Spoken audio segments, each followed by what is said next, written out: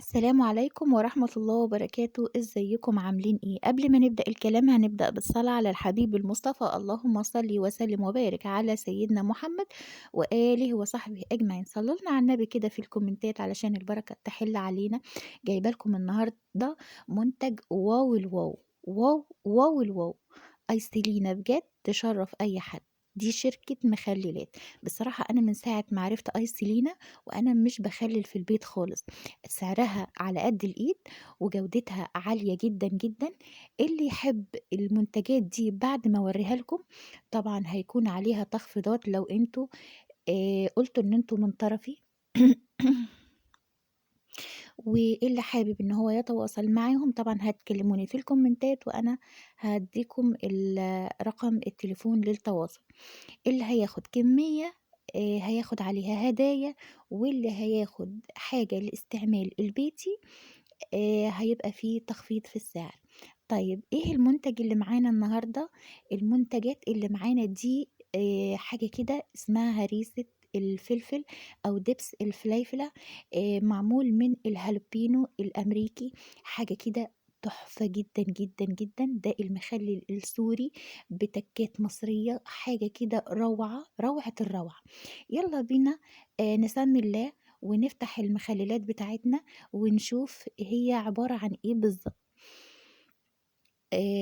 ده طبعًا بسم الله الرحمن الرحيم، ده الزيتون، الزيتون تفاح، مش زيتون، ده تفاح. بُص الزيتونة قد إيه، الجودة بتاعة الmaterial نفسه اللي هو بتاع المنتجات عالي جدًا، منتقاه بطريقة ما حصلتش. شايفين اللحم بتاع الزيتون قد إيه، قد إيه إن الزيتونة نضرة وحلوة وطازة وفريش كده. ده كان بالنسبة للزيتون. ده كمان عايزة حاجة كده خيال. ده دبس الفليفلة أو معجون الفلفل زي ما بتسموه في بلدكم سموه. آآ خلاصة الفلفل الهالبينو الأمريكي بسعر مصري بسيط جدًا، جدًا. ده ممكن تحطّي منه على التسبيكة بتاعة الطماطم، تحطّي منه على المخللات، تحطّي منه على البدنجان بعد ما يتخلل، كل حاجة طالبة معاكِ ماشية فيها معاكِ. ده كمان المخلل السوري عبارة عن لفت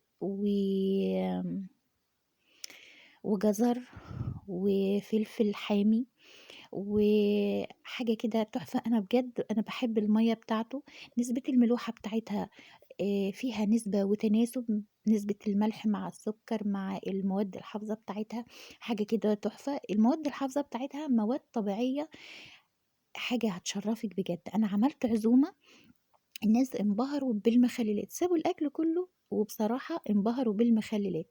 شايفين الليمونة كمان، الليمونة برتقانة مش ليمونة. باقول لكم كل حاجة منتقاة بجودة عالية جدًا، جدًا، جدًا، على ضمانتي.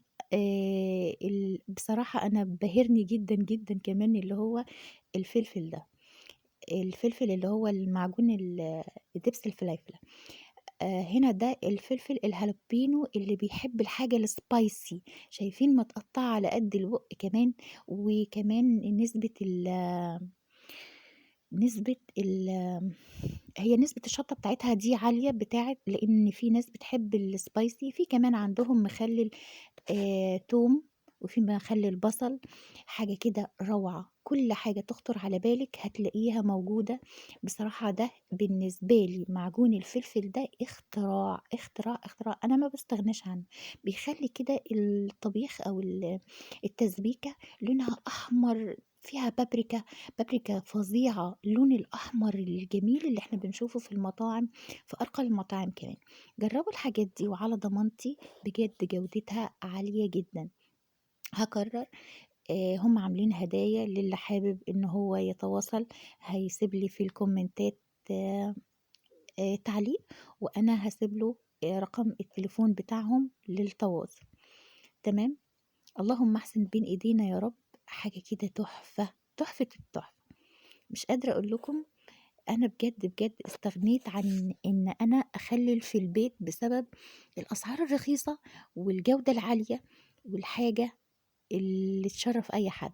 أيسلينا بجد تشرّف أي حد، تعتبروه إعلان، تعتبروه دعاية، هم بصراحة يستاهلوا، يستاهلوا، يستاهلوا، يستاهلوا من هنا لبكرة. طبعًا الحاجة دي المنتجات دي مقتصرة على أهالي المنيا، يعني ما فيش توصيل برّه مصر، يعني ما فيش توصيل برّه حاليًا يعني.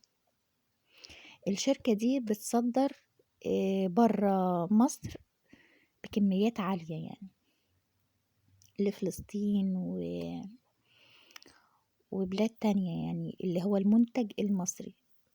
بصراحة منتج مصري رهيب، رهيب، رهيب. طبعًا المصريين مشهورين بالمخلّلات والحاجات الحرشة والحاجات الجميلة دي. أنا بصراحة مبهورة جدًا، جدًا بمعجون الفلفل، جرّبته وهاجرّبه معاكم في كل الوصفات وكل التتبيلات. كمان كنت باروح لمّا كنت باروح هايبر كنت باشوف الفراخ محطوط عليها اللي هو معجون الفلفل ده. آآ بصراحة أنا باحب أعمل الفراخ في البيت على إيدي، علشان أضمن نضافتها وغسيلها كويس جدًا.